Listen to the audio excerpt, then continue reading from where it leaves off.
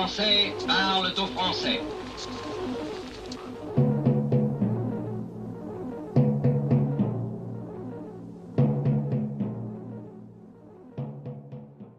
Bonjour à tous, chers abonnés, ravi de vous retrouver. Donc, on va continuer la suite des vidéos publiées sur TikTok. Notamment, il y avait un titre, c'était au moment du salon de l'agriculture, où Macron sous-entendait que si les pauvres mangeaient mal, mangeaient de la merde, sous-entendu, c'est qu'ils voulaient bien, plutôt que d'aller s'abonner à la vidéo en direct. Voilà, donc vous allez découvrir un petit peu ce que pense Emmanuel Macron des pauvres en France. Ensuite, Navalny, Navalny c'était un extrémiste, donc je vais vous montrer des images où il traite les musulmans de cafards. Bon, il a des vidéos très très explicites. Et puis, j'ai trouvé une émission sur lui. Donc, c'est une séquence qui dure quand même une quinzaine de minutes. Une séquence italienne où ils expliquent un petit peu tout son parcours. Voilà, puis on sait que c'était un agent américain qui était payé par des CIA ou autres. Hein. C'était c'était sorti par Julian Assange au niveau de Wikileaks. Voilà, c'est les preuves. Hein. Et c'est pas le si sympathique homme qu'on veut vous décrire euh, en Occident, parce que évidemment, s'il est contre Poutine, ça nous arrange. Voilà. Ensuite, toujours pareil, on apprenait que, bon, c'était une suggestion, mais les renseignements secrets ukrainiens nous informaient qu'il était mort d'un caillot sanguin, d'une embolie, ce fameux Navalny, et que, en plus, par son équipe, on apprenait qu'il allait et donc être échangé contre un agent secret russe qui était emprisonné en Allemagne. Donc, Poutine n'avait aucun intérêt à le faire assassiner. Voilà. Hein. Donc, vous allez mieux comprendre dans la vidéo que j'avais consacrée à cette histoire. Et puis, on va terminer, pour pas qu'elle soit trop longue, cette vidéo, Macron arrogant, méprisant, provoquant au salon de l'agriculture. Et c'est franchement... c'était prévu, donc c'est incroyable d'avoir si mal géré cette venue entourée de bataillons de policiers. Je crois qu'il y avait 1000 policiers pour protéger Macron. Bref, on joue sur la provocation. Et comme je dis, le coup de bec était prévu. Les agriculteurs lui ont volé dans les plumes. Il n'a pas posé de lapin, mais c'est le bouc émissaire. Il devra prendre le taureau par les cornes tout en marchant sur des œufs pour ménager la chèvre et le chou. J'ai voulu un petit peu marquer d'une façon humoristique ce salon de l'agriculture. Voilà. On en reste là. Elle va être déjà suffisamment longue. Et puis je vous dis à très bientôt. Merci. Au revoir.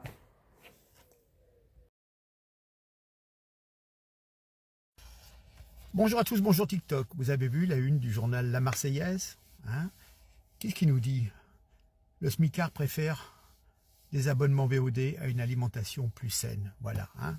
Toujours Macron, méprisant. Méprisant vers le petit peuple. C'est quand même facile quand tu as un logement de fonction, de résidence de vacances, un chauffeur, des cuisiniers, du personnel de maison, 16 000 € par mois payés par l'argent public. C'est facile d'expliquer que si les pauvres mangent de la merde, c'est qu'ils l'ont bien choisi. Honteux. Honteux le mépris de ce personnage. Pour qui il se prend? Pour qui il se prend? Voilà. Allez, partagez. Partagez. Que ça fasse le tour de TikTok. Franchement, il y en a qui n'ont pas honte. Il envenime en plus. Je comprends pas. Je comprends pas. Là, il est en train de prendre une dérouillée au salon de l'agriculture. Bref. Allez. À plus. Merci.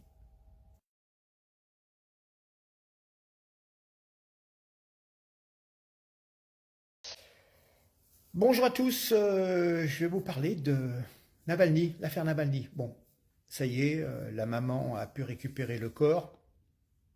Certains disent qu'il serait mort d'une thrombose. même les services secrets ukrainiens l'affirment. C'est des choses qui arrivent très très fréquemment à des personnes qui ont eu certaines injections, vous comprendrez que je ne peux pas en dire plus. Voilà. Mais on nous présente Navalny comme le chevalier blanc de la démocratie, mais il servait les intérêts américains et l'agenda mondialiste de déstabilisation de la Russie. Hein. Ce qui n'a pas été dit, c'est qu'il était extrémiste, nationaliste, xénophobe. Il y a des vidéos, vous allez en voir des extraits, où il s'en prend aux musulmans, les traitant de cafards. Et voilà. Donc c'était effectivement un opposant à Poutine, choyé par les Occidentaux, mais qui représentait peut-être 1 à 2% en pourcentage de vote. Hein. Voilà, il n'était pas si démocrate que ça. Et puis, quand on parle de Navalny, si on pouvait parler de Julian Assange, qui est exilé, qui est à l'ambassade, dans une ambassade en Angleterre, qui est susceptible d'être expulsé aux États-Unis, où il fera 170 ans de prison. Voilà, ouais.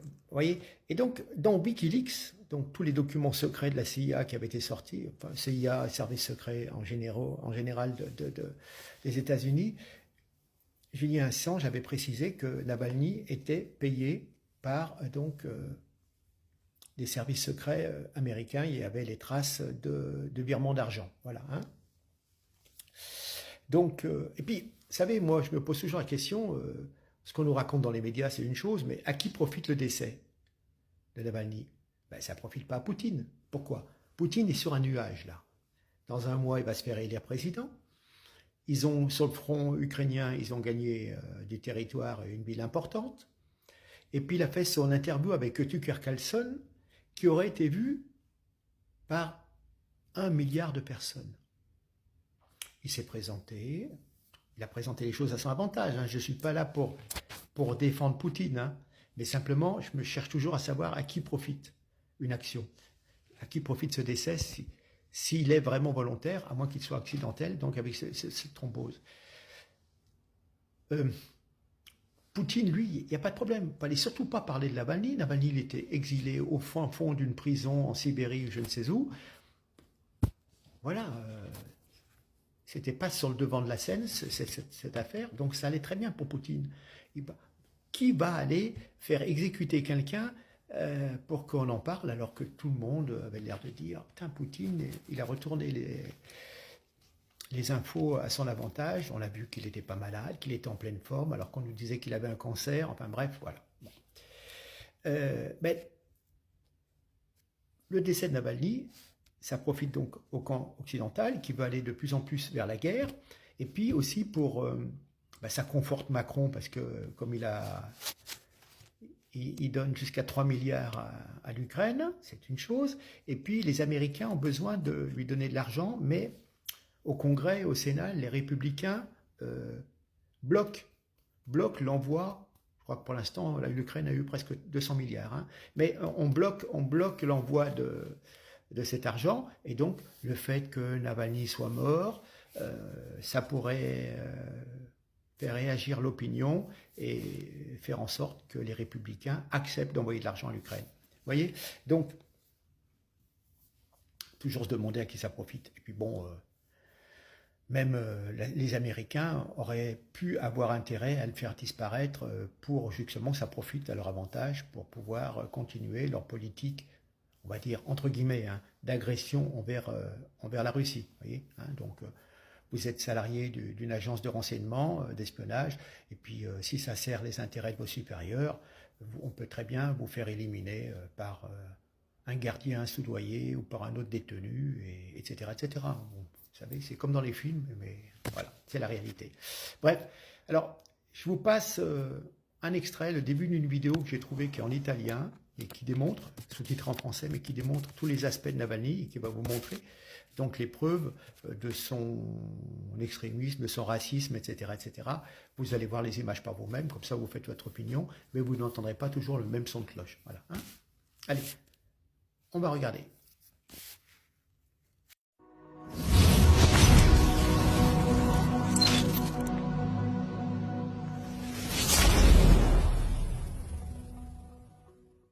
Buonasera. Oggi vorremmo mostrarvi come si costruisce un pezzo di propaganda politica in televisione, mascherandolo da servizio giornalistico. Vorremmo cioè mostrarvi come si riesce a ingannare il pubblico convincendolo di qualcosa che non ha nessun riscontro nella realtà, grazie ai 1000 sotterfugi della dialettica e della comunicazione subliminale. Il servizio che esamineremo questa sera è la puntata di Atlantide che Andrea Purgatori ha dedicato al caso Navalny un paio di settimane fa. Dopo che è andato in onda, infatti, noi abbiamo ricevuto dozzine di email di gente che diceva ma l'avete vista questa porcheria, ma non è possibile, ma questo è uno schifo assoluto, eccetera, eccetera. Quindi abbiamo preso la puntata integrale e abbiamo deciso di analizzarla ai raggi X, passaggio per passaggio. D'altronde non dimentichiamo che il buon Purgatori è quello che l'anno scorso ci aveva mostrato un banalissimo videogame spacciandolo per le immagini reali dell'attentato a Soleimani. Quindi se cerchiamo l'eccellenza nelle fake news, con Purgatori andiamo sul sicuro. Allora, lo scopo palese della puntata di Atlantide era quello di riaffermare la propaganda dell'Occidente che sta cercando di presentarci Navalny come il leader di una sana opposizione democratica in Russia che mette talmente tanta paura a Putin che questo avrebbe addirittura cercato di avvelenarlo. Vediamo però prima bene chi è Alexei Navalny, perché conoscendolo più da vicino si capisce anche meglio il lavoro di mistificazione che ha fatto Purgatori. L'uomo che l'Occidente sta cercando di presentarci come il grande paladino della democrazia, infatti, in realtà è un estremista nazionalista xenofobo che paragona gli islamici a scarafaggi e dice apertamente che contro di loro bisognerebbe usare le pistole. Здравствуйте! Сегодня мы поговорим о борьбе с насекомыми. Никто из нас не застрахован от того, что в наш дом заползет таракан. Фу, ну или в форточку залетит муха. Все мы знаем, что от мух отлично помогает мухобойка, а от тараканов – тапка. Но что делать, если таракан окажется слишком велик, а муха не в меру агрессивна?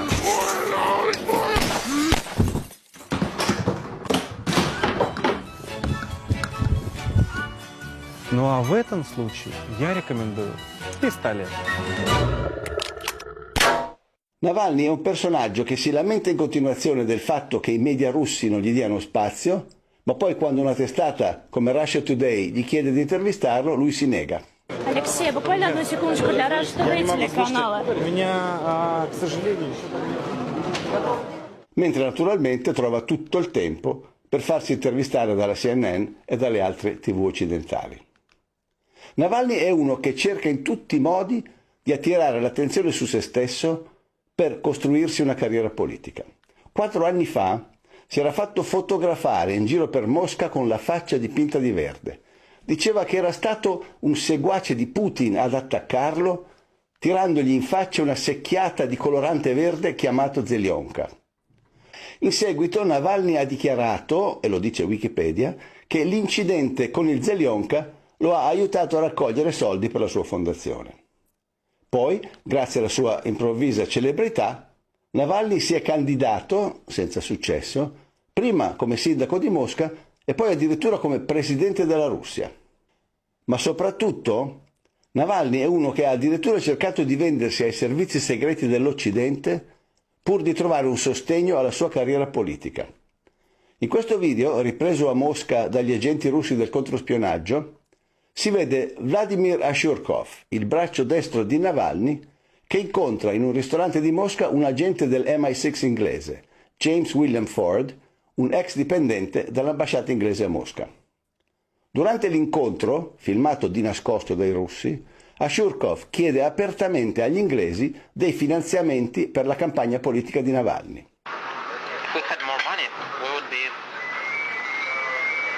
We would expand our activities, of course, with a little money. If somebody would spend, I don't know,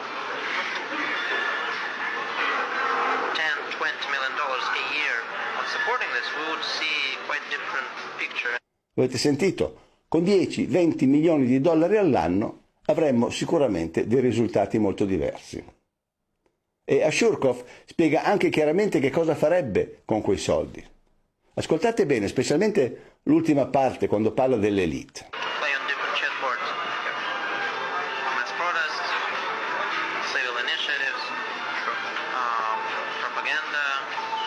establishing contacts with the elite and explaining to them that we are reasonable people and not we're not going to demolish everything and take away their assets, things like that. Proteste di massa, propaganda e contatti con le elite, cioè i famosi oligarchi, per rassicurarli che non toccheranno i loro beni e il loro potere.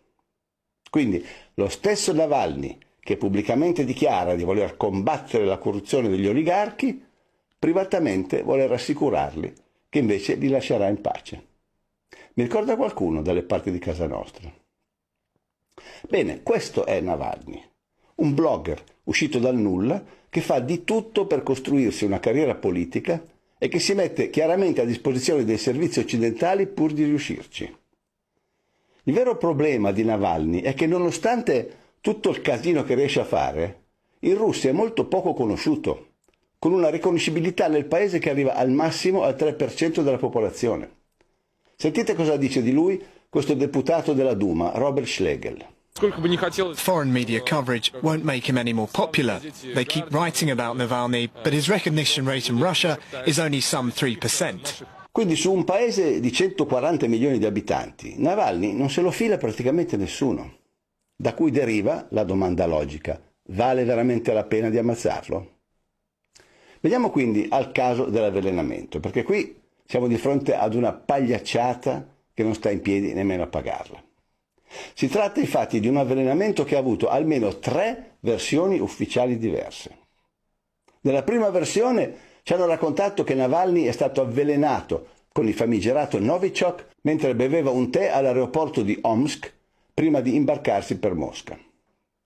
Passa qualche giorno e la versione ufficiale cambia. I suoi sostenitori dicono di aver avuto accesso alla stanza d'albergo dove Navalny ha dormito la notte prima e di avere prelevato delle bottigliette d'acqua che contenevano tracce di Novichok. Ora già qui uno fa un ragionamento. Gli agenti russi che volevano ammazzarlo prima sono così bravi da introdursi nella sua stanza e avvelenargli di nascosto le bottigliette d'acqua e poi sono così idioti da dimenticarsi di andarsela a riprendere non appena Navalny è partito. Cioè lo avvelenano e poi lasciano lì le prove sul comodino, in bella vista. Cioè, ma nemmeno un film di Franco e Ciccio riesce a trovare delle scemenze del genere. Ma aspettate, perché non è finita. Passano un paio di mesi e la versione ufficiale cambia ancora. Adesso il Novichok non sarebbe stato messo né nel tè all'aeroporto né nelle bottiglie d'acqua in albergo, è stato messo direttamente nelle mutande di Alexei Navalny. Come vedete, più che una storia vera sembra un'avventura a fumetti. E poi c'è un'altra cosa, altamente illogica, in questa storia dell'avvelenamento. Oggi ci sono 1000 modi per uccidere una persona senza lasciare traccia. E tu mi vai a usare proprio il Novichok, che è considerato in tutto il mondo la firma ufficiale dei servizi segreti russi. Dopo il caso Skripal, tu sai benissimo che appena viene fuori la parola Novichok, la colpa ricadrà su di te. E tu con tutti i metodi che hai a disposizione vai a scegliere proprio quello? Strano modo di farsi del male, non credete? Comunque sia, questa è la versione ufficiale dei fatti, almeno la terza e l'ultima fino ad oggi.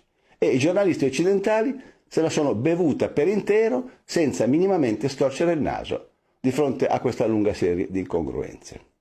Adesso analizziamo da vicino il servizio di Atlantide, dove appunto si cerca di presentare Navalny come il leader di una grande opposizione democratica che mette una paura tremenda a Vladimir Putin.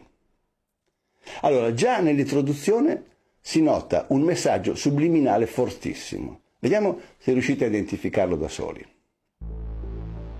Alexei Navalny, 45 anni, attivista, blogger russo, ma ormai nei fatti capo dell'opposizione, contro Vladimir Putin, 69 anni e soprattutto da 21, zar incontrastato della Russia.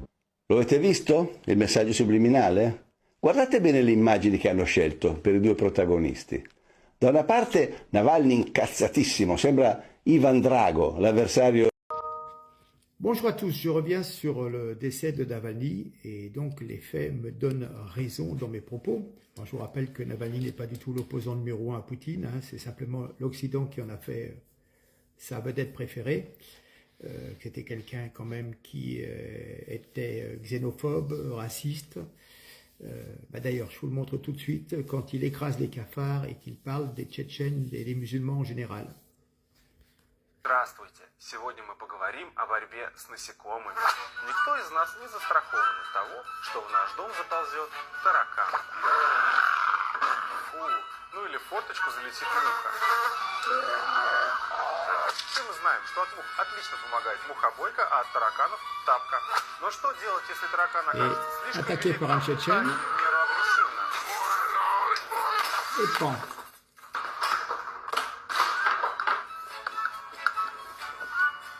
Ну а в этом случае я рекомендую пистолет. Donc voilà, vous avez vu, c'était il y a une vidéo d'une demi-heure dans le précédent TikTok, plutôt un quart d'heure même, qui reprend une émission italienne qui explique un petit peu le pourquoi du comment vis-à-vis de Navalny. Voilà. Alors, le renseignement ukrainien vient de jeter un pavé dans la mare qui détruit le narratif occidental. Navalny, le dissident russe, ce pion de l'Occident pour déstabiliser le gouvernement de Poutine, est bien mort d'un caillot de sang et non d'un assassinat commandité par Poutine. Ah, tiens donc. Voilà, parce que là, sans enquête, au bout de 15 minutes, on vous disait Poutine est l'assassin. Voilà, Poutine assassin, c'était l'accusation lâchée en Occident pour commenter la mort de l'opposant russe Alexis Navalny. Et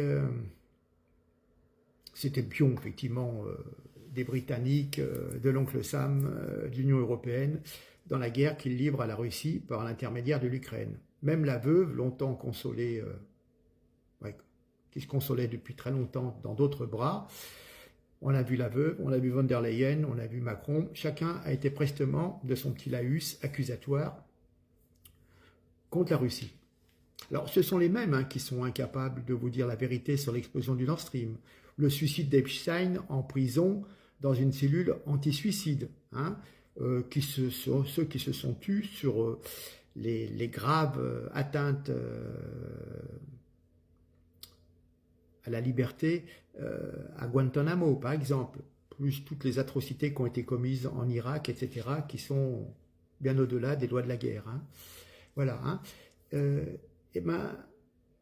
Tous ces gens savaient, à l'annonce de sa mort, que Navalny était quand même plus connu pour ses escroqueries que pour le soutien populaire qu'il avait, mais tout le monde allait dire c'est Poutine qui l'a fait assassiner. Je vous ai expliqué que ça ne profitait pas du tout à Poutine et que, au contraire, il n'avait aucun intérêt.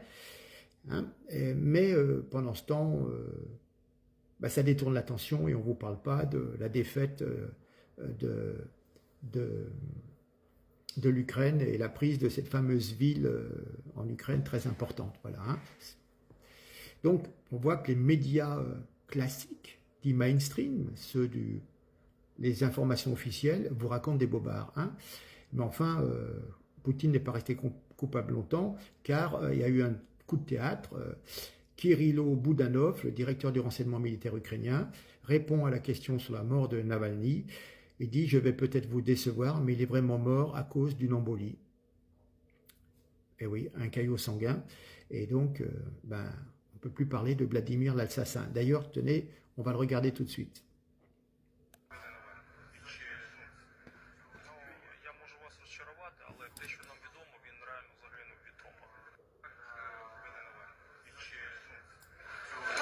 Я можу вас розчарувати, але те, що нам відомо, він реально загинув від тромба. Donc voilà, je vous avais évoqué ceci j'avais évoqué ceci dans la précédente vidéo, je parlais déjà de Navalny, voilà.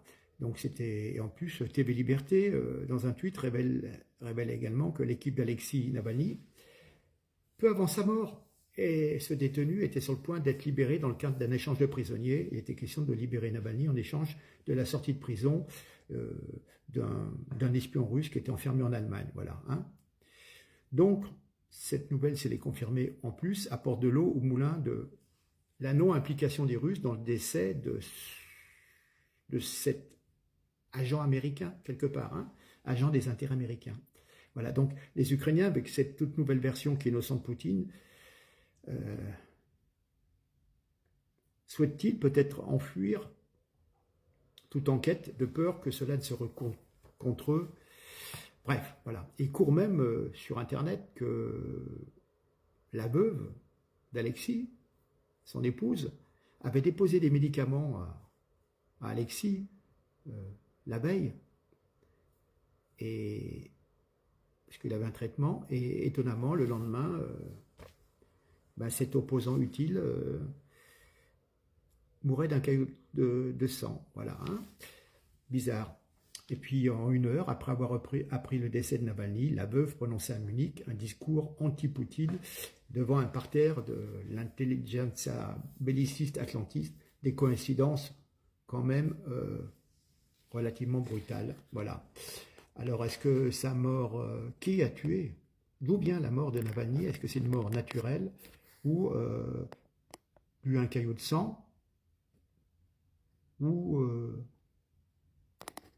c'est Pfizer, l'assassin? Bref, voilà. Voilà les éléments. Ça montre que mon idée de dire est-ce que ça profite à Poutine? Non, ça le dessert, au contraire. Donc, il ne faut pas chercher l'origine de ce décès. Voilà, vous avez les éléments. En réfléchissant et en n'écoutant pas les médias qui tout de suite vous montrent un faux coupable. Voilà. Allez, sur ce, merci de votre écoute. Puis j'attends vos commentaires éventuellement et surtout partagez. D'accord, hein, c'est un caillot de sang et c'est les services secrets ukrainiens qui le confirment. Dont acte. Au revoir, à bientôt, merci. Bonjour à tous, bonjour TikTok. Je vais revenir sur l'épisode Macron au Salon de l'Agriculture. Bon, notez bien chaque mot. Le coup de bec était prévu avec les agriculteurs qui lui ont volé dans les plumes. Il n'a pas posé de lapin, mais il est devenu le bouc émissaire. Il devra prendre le taureau par les cornes tout en marchant sur des œufs pour ménager la chèvre et le chou. Bon, j'espère que vous avez bien pris une note. Donc effectivement, il a inauguré le Salon de l'Agriculture dans le chaos total en évitant l'entrée tapis rouge avec un dispositif de sécurité de 765 gardes du corps. Oui, 1683 journalistes accrédités et 9472 policiers et CRS. Les agriculteurs en colère, trahis, jamais entendus, jamais écoutés, ni compris, crient toute leur détresse et leur désespoir dans une ambiance extrêmement tendue. Il y avait eu probablement des blessés, les animaux présents sur le salon sont traumatisés, le président s'est retranché dans un abri à l'étage et l'ouverture du salon au public est retardée. Tous ces gens font la queue, tout ça à cause de Macron. Et puis en plus, c'est quelqu'un qui met toujours... qui en rajoute, qui met le feu lui-même. Dans son dernier tweet, Emmanuel Macron reproche aux agriculteurs d'avoir refusé le débat et il voulait faire de la communication sur le dos de la guerre des agriculteurs, c'est tout, on sait ce qu'il en a avec les débats. Donc, il a lui-même augmenté le niveau de tension déjà élevé pour cette crise. Les images sont désolantes, c'est un désastre politique pour toute la Macronie. Il n'est vraiment pas à la hauteur de l'enjeu. Et puis, on a l'habitude maintenant de sa méthode arrogante, méprisante, provocante. Les clés de notre souveraineté alimentaire ont été transmises depuis longtemps à Bruxelles. Voilà. Alors, donc, il s'est exprimé en mode micro-tendu, loin des agriculteurs en colère, dans une zone protégée du salon. Et toujours ce double langage, il est convaincu que notre souveraineté alimentaire est à la fois française et européenne. C'est toujours ce même temps, impossible à gérer. La souveraineté ne se partage pas, elle est pleine, entière, indépendante ou diluée, sans aucun droit. Aujourd'hui, elle est à Bruxelles, elle nous a été confisquée par des technocrates non élus. Voilà, Emmanuel Macron a peut-être besoin d'un bon cours de droit constitutionnel, mais c'est un fait. Voilà. Alors, en fin de compte, oui, ce salon de l'agriculture, c'était plus un salon du maintien de l'ordre. Hein. À un moment, il y avait plus de policiers que de visiteurs. Enfin, on a dit que c'était le salon de la volaille, des poulets, quoi. Des flics, bref. Donc, il a eu un long discours avec des agriculteurs à proximité d'une issue d'évacuation. Il a étalé son autoritarisme, son ego. Une très longue dispute sans rien apaiser sur cette crise majeure. Mais nous comprenons et nous constatons que tout va mal. Mais nous sommes rassurés, rien n'est jamais de sa faute. Ça fait seulement plus de 7 ans qu'il est là. Hein. Donc, ce pervers narcissique ne se reconnaît jamais aucun tort. Il est par nature inguérissable. Il a le don d'imputer toutes les responsabilités aux autres. Voilà. Hein. Lui, il est toujours parfait. Alors, pour qu'il soit stable, il a besoin de proies faciles sous son emprise et il a besoin de victimes. Hein. D'ailleurs, c'était le but de tous les grands débats voulus par ces caprices présidentiels, durant notamment la crise des Gilets jaunes. Voilà. Donc la crise agricole, c'est la faute aux agriculteurs, c'est la faute des smicards, c'est la faute des non-vax, c'est la faute des Gilets jaunes, des illettrés, des Gaulois réfractaires, des Russes, des irresponsables, de ses conseillers, c'est la faute des journalistes, des complotistes, des extrêmes, des 66 millions de procureurs. Voilà. Hein. Lui, Macron est toujours génial, c'est Jupiter, Vulcain, pardon. Mozart, c'est le maître des horloges et de la pensée complexe. Le peuple ne doit pas l'empêcher de briller. Le président doit toujours considérer d'ailleurs que le peuple est bien trop bête pour détecter son génie supérieur, voire suprême. Bref. Donc la France en faillite, ensauvagée et dépendante, s'effondre de plus en plus. Elle est en voie de liquidation, elle régresse à tous les classements. Mais les responsables, c'est les autres. Et lui, il y est pour rien. Je vous passe quelques minutes avec un agriculteur, avec un franc-parler bien vigoureux. C'est un bonheur. Et puis à très bientôt. Merci, au revoir. Monsieur Macron, je vous le dis, vous n'allez pas rester longtemps en place si vous continuez comme ça. Vous pensez finir votre mandat, je pense que vous n'allez pas le finir. Parce que si on appuie sur le bouton, le peuple de France est dans la rue avec nous. Le peuple de France est dans la rue avec nous. Aujourd'hui, on nourrit les peuples pour rien, vous dilapidez l'argent. Vous financez des guerres. On n'en veut pas des guerres. En 2022-23, sur les agriculteurs qui ont payé 200-300% de fois leur salaire en charge sociale, alors qu'ils ont déjà des salaires qui sont à minima. Comment va-t-on faire? Vous nous dites qu'il faut de la concurrence. Il y en a qui perdent, il y en a qui gagnent des accords de libre-échange. Mais j'ai quand même l'impression qu'on perd toujours. Mais posez-vous la question, monsieur Macron, vous qui avez des relations avec madame van der Leyen, posez-vous la question, pourquoi tous les agriculteurs de France, d'Europe et de Navarre, même en Inde, sont dans la rue? Parce que les multinationales les oppressent. C'est scandaleux. Vous déstabilisez les peuples, vous déstabilisez les populations, vous les faites tous faire de la dette pour faire marcher les marchands de carburant, les transports, les multinationales.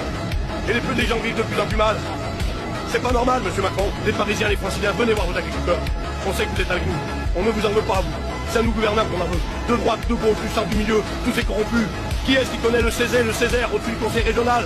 Des gens qui font 3 500, 4 000 euros par mois pour contrôler ce que les autres font ou ce que les autres ne font pas? Pour dire tout va bien, madame la marquise? Pardonnez-moi, je suis en colère, mais je parle avec le cœur.